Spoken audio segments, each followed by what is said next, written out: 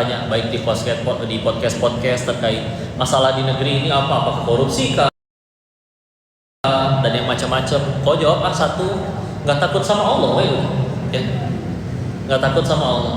Sehingga akhirnya ada yang berani nyolong, ada yang berani main judi, ada yang berani bohong ke rakyatnya, ada yang naudzubillah, ya. Maka ibarat gini, kalau ada sumur dilemparin jam waker, tahu yang buat alarm bangun, lempar, pluk, bunyi masih kedengeran. Nah, setiap kali ngelakuin dosa, ibarat kita taruh secangkul tanah, sesekop tanah. Kalau nggak dibersihin, ya udah lama-lama kekubur dosa lagi, kekubur tanah lagi. Sehingga kalau udah benar-benar terkubur, nanti suara alarmnya bunyi, tapi kedengeran nggak? Kan enggak ya, gara-gara kekubur.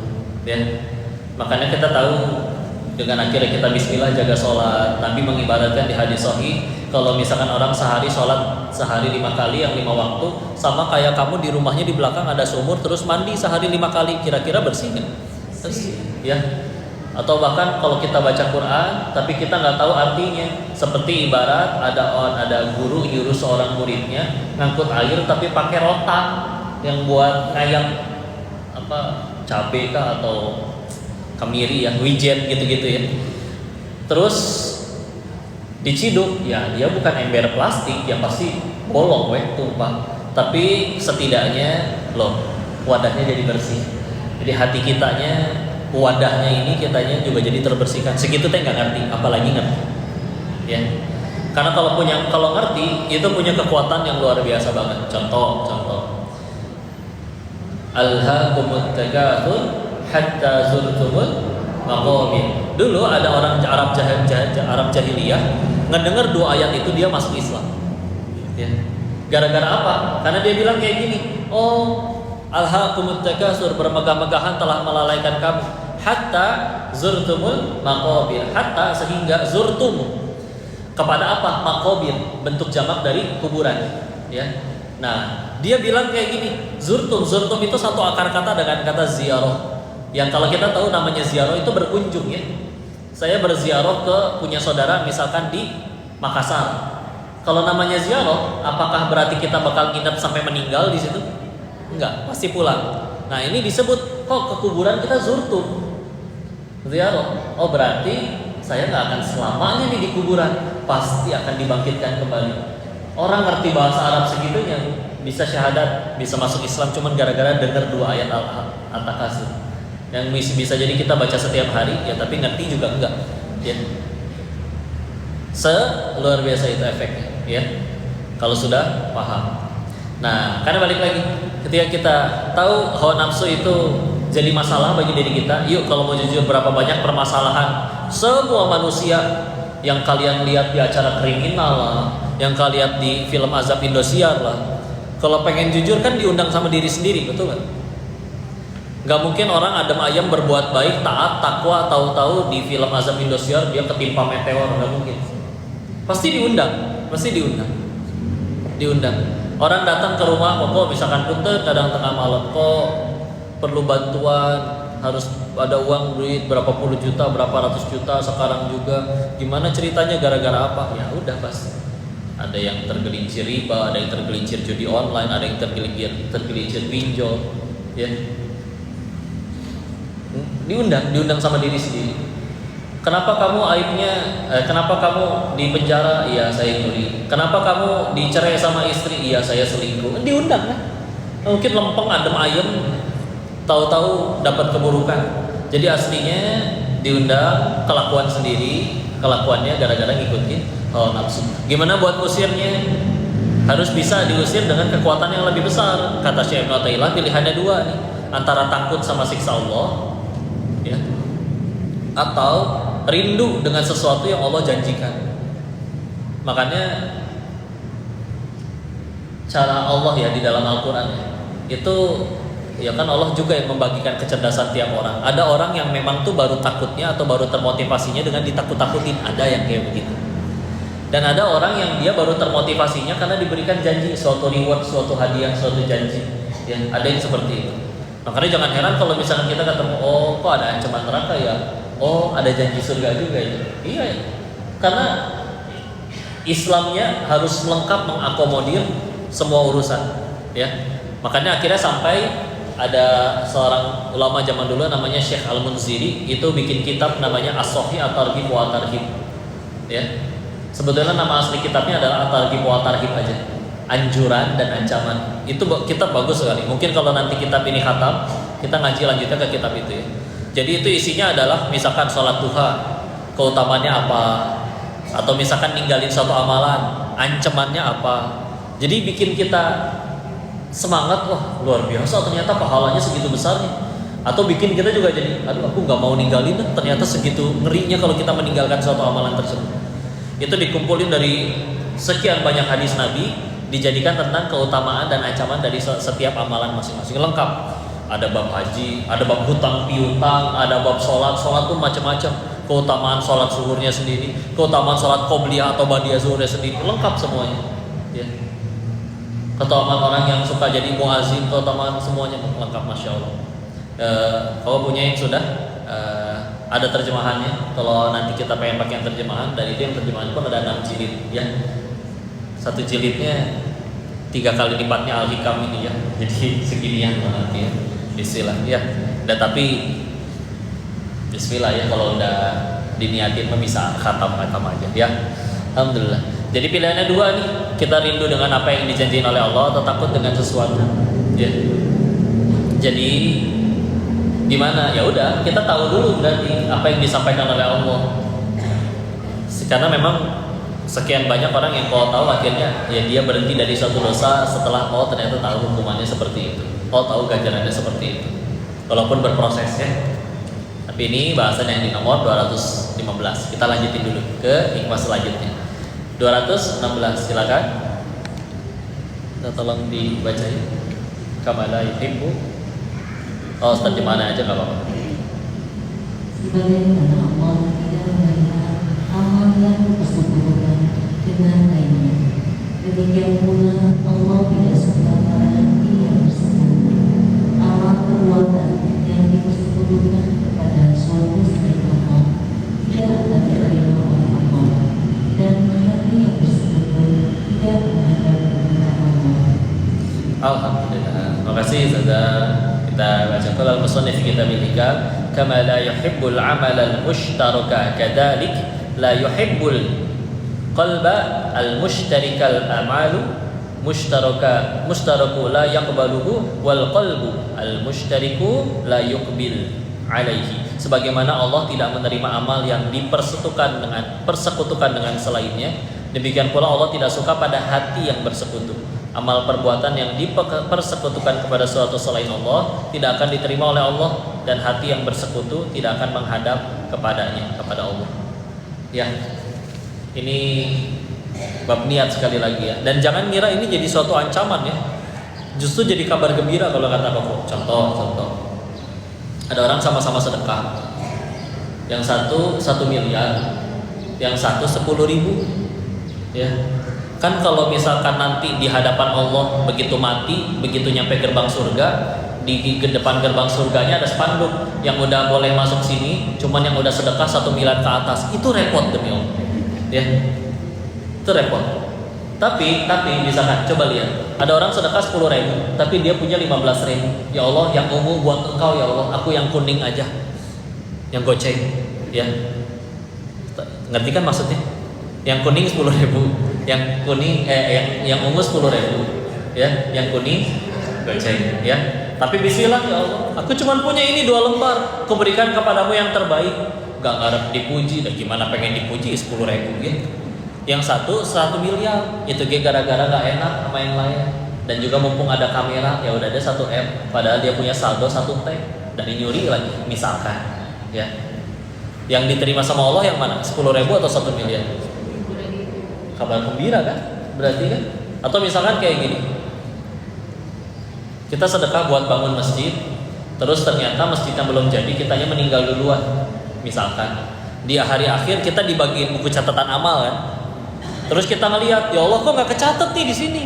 Engkau pasti tahu tanggal segitu, jam segitu saya sedekah, tahu ya Allah, buat bangun masjid. Tidak mungkin Allahnya menjawab, Ya kan masjidnya belum jadi pahalanya belum cair, nggak mungkin. Itu duit masih di kantong, tapi udah niat, udah dapat pahala niatnya belum? Sudah. Apalagi kalau dikeluarin duitnya betulan, jadi ada pahala tindakan. Ya. Jadi lihat di sini, sudah. Tugas kita yang paling pertama, yuk jaga ini, lihatnya benar-benar ikhlas lillahi ta'ala dulu. Karena niat ini ibarat alamat ya. Secanggih apapun kalian ngirim ekspedisi, mau pakai pesawat terbang, mau pakai kapal laut, mau pakai motor, kalau alamatnya salah nyampe nggak? Nggak nyampe, ya. Jadi kalau salah niat dari awal nggak nyampe ke Allah, ya. Maka jaga benar-benar sekali lagi.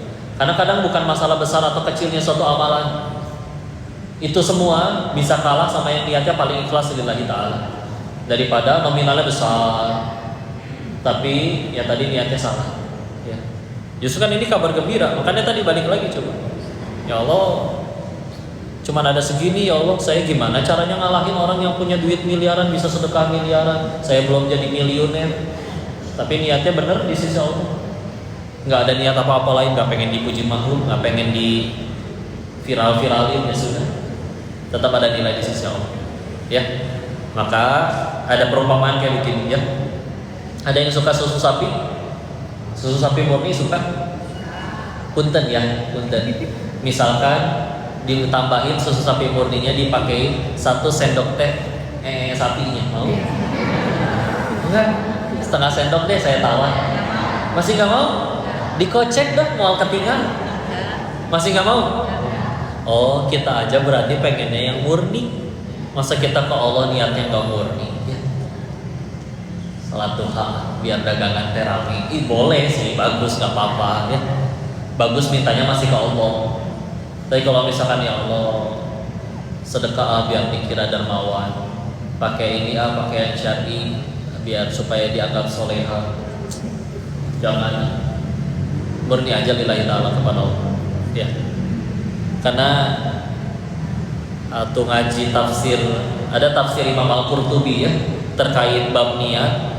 Beliau bahas kayak begini, pakai 3 contoh. Oh, pernah cerita di sini juga ya. Kita refresh ya. 3 contoh. 1, barang siapa dia toharoh, bersuci, tapi untuk adem, ini siang lagi panas banget, kayaknya mandi enak nih, sekalian wudu, beres sholat, mandi, wudu, beneran sholat, karena mendengar azan sholat, ya. Maka kata Imam Al-Qurtubi, itu tidak cukup untuk membuat amalmu diterima, ya.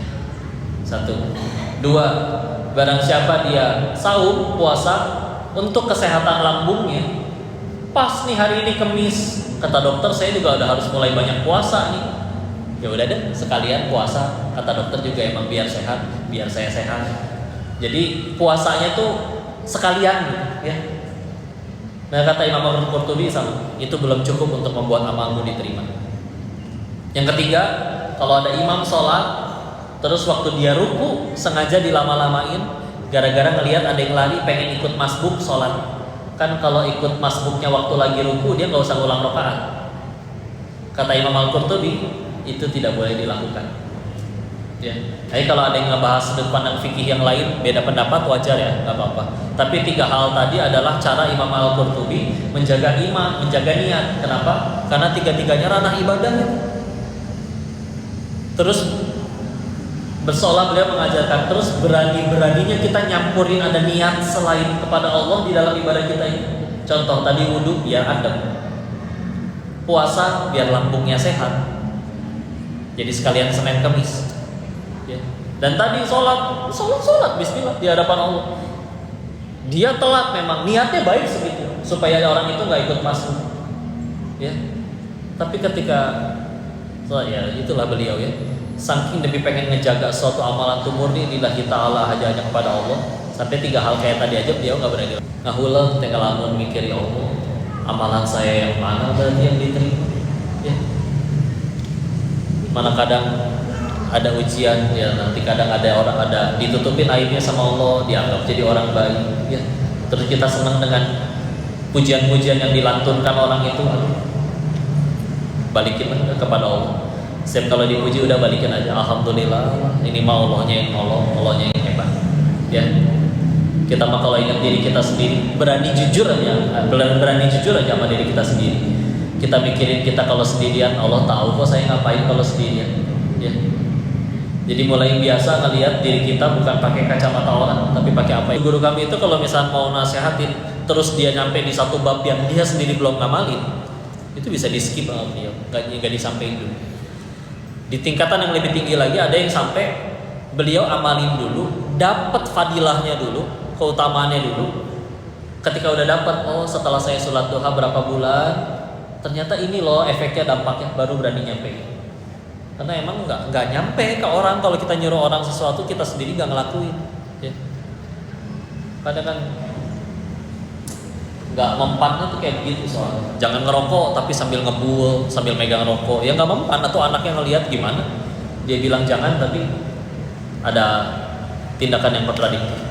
Ya.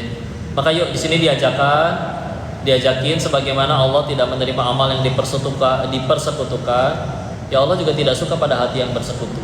Caranya gampang, nanti dibikin hatinya sedikit gelisah. Ya.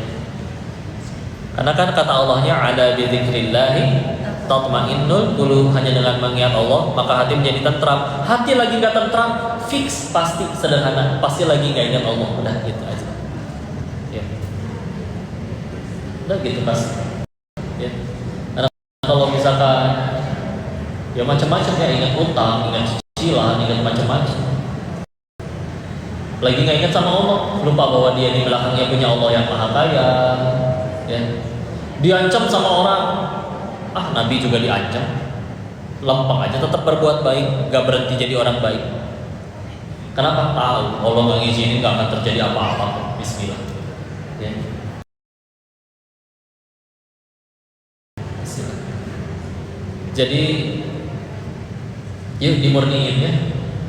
Termasuk apa ya juga yang kayak kalau lewat tempat gelap teh nggak usah punten mbak, saya nggak ganggu, itu juga jangan. Serius mereka, iya jin ada, tapi mereka nggak diizinin oleh Allah ganggu, mereka nggak bisa ganggu. Dan masalahnya jin itu makin kita ketakutan, dia makin senang. Karena seolah ngerasa kayak ada sesuatu yang bisa menyakiti kita selain atas izin Allah. Jadi nggak perlu itu juga ya. Apalagi yang mitos-mitos mautullah, jangan foto bertiga nanti yang tengah mati duluan. Enggak, yang foto ke mati itu demi Allah. Ya.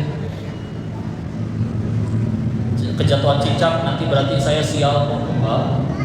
Mau kejatuhan cicak 4 RW juga tenggelam. Enggak. Kalau saya kejatuhan cicak tapi kepleset, alhamdulillah kepleset, jadi nggak jadi berangkat kan. Kalau keberangkat mungkin ketabrak truk, nggak tahu ya. Udah ketolong ya. Jangan suka kait-kaitin gitu ya. Ke Allah aja ya. Karena ya begitu ya, hati isinya nggak selain Allah sederhana, pasti gelisah. Lihat anak-anak muda yang pada pacaran, setelah pacaran malah lebih sering galau, betul? Ya karena di hatinya lebih sering diisi sama makhluk, bukan sama pencipta makhluk. Hayya 'alal falah, mari menggapai kemenangan, cuek. Pacarnya nelpon minta jemput tengah malam hujan-hujanan berangkat. Ya. Karena sering terbiasa diisi selain Allah, gampang. Allah kasih kegelisahan. Jadi hati itu ngerasa nggak enak, galau, ya. Jadi pengen hati tenang, sederhana. Kita mulai dari isinya kita ganti dulu sama Allah, ya. Kayak gitu, gampang. Kau suka cerita ingat nggak? Kok saya 2023 sial tahu kok kenapa saya diturunin jabatan? Bapak naik jabatan udah beberapa kali, turun baru 1 kali. Kenapa ngerasa sial? Dan di luar sana ada orang yang seumur hidup nggak pernah menjabat apa-apa, Pak. Jangankan direktur seperti Bapak, jadi ketua grup WhatsApp aja nggak pernah. Ketua grup WA itu jadi ketua yang paling gampang. Tinggal kumpulin 3 nomor, bikin grup langsung jadi ketua ya. Oh iya, foto ya. Admin sih lebih tepat ya. Ya udah ya. Jadi kadang kan salah fokus kita ya. Aduh, aku belum bahagia. Kayaknya aku bahagianya nanti kalau kaya. Cobain kenapa sudah kaya? Pasti bakal bahagia. Nah juga. Kayaknya aku bahagia. Aduh kaya nih, tapi aku kok belum bahagia juga ya. Oh mungkin saya harus viral. Dia jadi artis. Ya.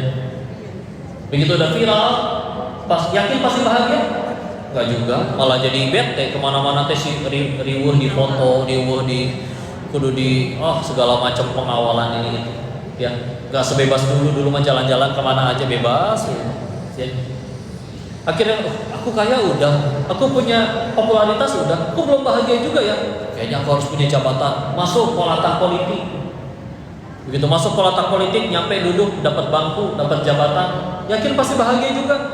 Tambah pusing, mahal ya, udah masa yang nggak ngerti. Ya, tahu-tahu dapat jabatan kayak begini. Ya. Makanya ketika akhirnya kita lihat punten ya, yang biasanya akhirnya taat, takwa, kadang-kadang biasanya yang lebih sepuh ya. Kenapa? Udah kenyang, bergantung ke duit udah pernah kecewa, bergantung ke orang udah pernah kecewa, bergantung ke kekuatan diri udah pernah, saya masih bisa gagal. Akhirnya dia nyampe di satu titik di mana siapa lagi atau ya yang nggak mungkin ngecewain. Udah tinggal ngomong. Coba gerak lihat pasti masih muda makan. Ya karena ya itu dia ya. Kaya belum pernah, viral belum pernah, punya jabatan belum pernah. Dikiranya tuh itu bahagia. Enggak. Makanya di sini dikasih justru bahagia itu tidak dengan punya semuanya. Tapi punya pemilik semuanya, punya Allah di hati. Ya.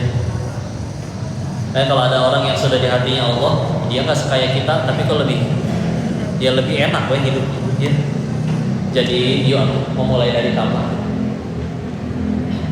Masa nggak capek, stres melulu, ngambek melulu.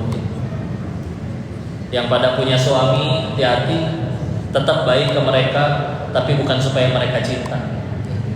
Kalau yang dikejar supaya mereka cinta, kita makin posesif, biasanya suami makin lincah. Pinter-pinteran nantinya, mulai di password atau nggak di password di handphone yang satu lagi kan nggak ketahuan ya. Namanya diganti agen asuransi. Padahal agen asuransi betulan, tapi ya ada skandal jepit di balik itu semua ya. Jadi udahlah, capek, makin pengen tahu, sama kayak teman-teman yang menjadi konten kreator ya. Kadang dia bikin postingan, yang dicekin komen-komen, tapi makin dilihatin komen makin stres. Ya, padahal isi komenannya juga nggak semuanya menghujat, ada yang memuji juga. Tapi ya itu dia, ketika 100 komenan 99 memuji, satu menghujat, bisa dipikirin satu yang menghujat. Ya. Padahal gimana caranya satu dunia cinta ya? Satu dunia cinta juga. Kalau nggak cinta kita yang repot. Karena bukan ya. Kita kalau dikecewain orang, Bu, kita kalau dikecewain orang, bukan melulu orangnya jahat, bisa jadi sederhana karena satu hal aja, ya karena dia manusia, ya. Manusia kan terbatas. Contoh, kita baikin orangnya pengen balas budi, dia OTW balas budi, mati, berarti nggak sempat balas budi dong. Dia nggak balas budinya kenapa? Karena dia jahat atau karena ya manusia, terbatas. Manusia. Ya. Yang repot kalau kita meletakkan bahagianya kita harus dibaikin orang dulu, orang harus balas budi dulu. Itu pegel. Makanya udah lempeng. Manusia mah kadang berusaha balas budi juga. Menurut dia balas budi saya udah cukup dengan ngucapin makasih. Tapi kan padahal kita ngarepnya yang lain. Mana kok saya nggak ditraktir? Ya. Jadi kesal sendiri. Udahlah. Kadang dengan kita meminta sesuatu juga malah menurunkan derajat kita. Teman-teman jalan-jalan, mana atau oleh-oleh, udahlah nggak usah minta, dikasih kayak paling gantungan kunci. Ya. Kita beli sendiri juga sanggup. Ya. Tapi gara-gara minta itu kita jadi dianggap malas teman sama dia macula minta wae. Ya Allah nggak semua mentanya dicap gantungan kunci dapat nih, tapi kita dianggap jadi orang cula minta. Padahal di balik itu juga kita sering ngasih ke orang. Jangan gara-gara perkara sekali minta kita dianggap jadi orang cula minta kan turun derajat. Udah lebih bahagia ngasih tahu daripada dikasih. Iya. Sepakat kan? Sepakat. Kalau misalkan belum sepakat, berarti kalian kurang banyak ngasih lebih banyak.